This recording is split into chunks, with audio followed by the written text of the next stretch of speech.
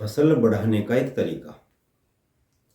जब किसान भाई अपनी किसी भी प्रकार की कोई भी फसल बो रहे हो, चाहे वो सब्जी की फसल हो, चाहे वो अनाज की फसल हो, गेहूं, गन्ना, ज्वार, बाजरा, मक्का, गोभी, मिर्च, किसी भी प्रकार की फसल की बुआई करनी हो, यदि हम फसल के बुआई के समय में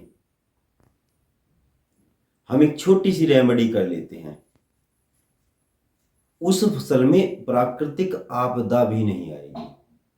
यहां तक मानकर चलें कि फसल की बढ़ोतरी तो होगी, पैदावार तो दुगनी होगी, 4 गुनी होगी, अधिक से अधिक गुनी होगी। उसमें प्राकृतिक आपदा भी नहीं आ सकती। करना क्या है? हमने किसी भी समय सबसे पहले तो हमें यह देखना होता है कि पृथ्वी माता जागृत अवस्था में है या नहीं है। रिक्ता तिथि में हमें कभी फसल नहीं बोना चाहिए। हम 2-4 तिथियों का ध्यान करते हुए हम फसल की बुआई करें। आजकल पंचांग पर आता है फसल की बुआई कब करें, उत्तम समय चेक कर लें। या फिर भी हमें फसल की बुआई करनी ही है, किसी भी समय हमें करनी है, हम थोड़ा ध्यान रखें। जैसे कि बुधवार के दिन मोस्टली फसल की बुआई करें, या फिर हम अच्छा कोई शुभ मुहूर्त चेक कर ले, समय समय पर आते रहते हैं। उस फसल की बुआई के समय हम फसल में ऐसा क्या डालें ताकि फसल की पैदावार बढ़े, दुगनी हो, 4 गुनी हो, अधिक से अधिक पैदावार हो, प्राकृतिक आपदा भी उस फसल को ना सताए। हमने थोड़ा सा गंगा जल लेना है, लगभग आधा कटोरी, आधा कप गंगा जल लेना है। अपनी कैपेसिटी के अनुसार लेना है।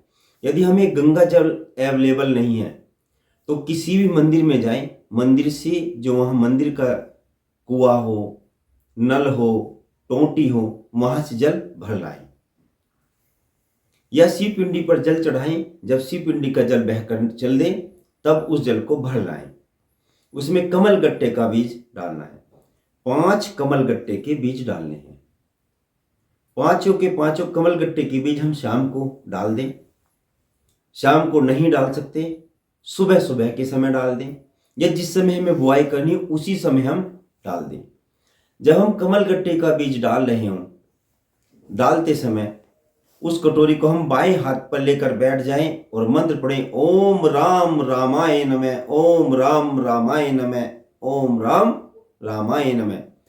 यदि हम इस क्रिया को करते हैं, और इस क्रिया को हम तब करें जब हम प्रारंभ करें, तो करते समय हमें ध्यान रखना चाहिए हम श्वास को इनहेल करें।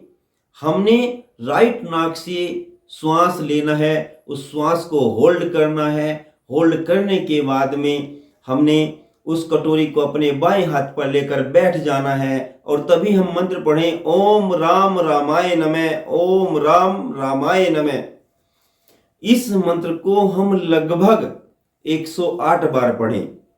फिर हम जब फसल की बुआई कर रहे हों, वे पांचों के पांचों कमल गट्टे और गंगा जल या शिव पिंडी का जल या किसी भी मंदिर से लाया हुआ पवित्र जल या किसी भी नदी तालाब का जल में जो हमने कमल गट्टे के बीज मिला रखे थे, उन्हें हम फसल की बुआई में डाल करके उस फसल की बीज के साथ खेत में बखेर दें। अगर हम गन्ने की फसल बुआई कर रहे हैं तो खाद दवाइयों के साथ बखेर दें।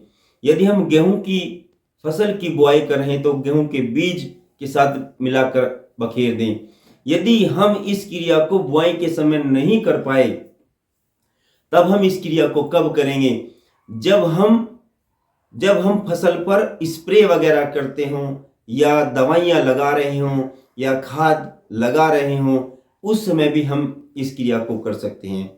और जब हम खेत में फसल की बुआई कर रहे हों, बुआई करते समय हम इसी मंत्र को बोलते रहें, ओम राम रामाय नमः, ओम राम रामाय नमः। या किसी भी प्रकार का कोई मंत्र जो लक्ष्मी नारायण भगवान का मंत्र हो, हम उस मंत्र को भी बोल सकते हैं।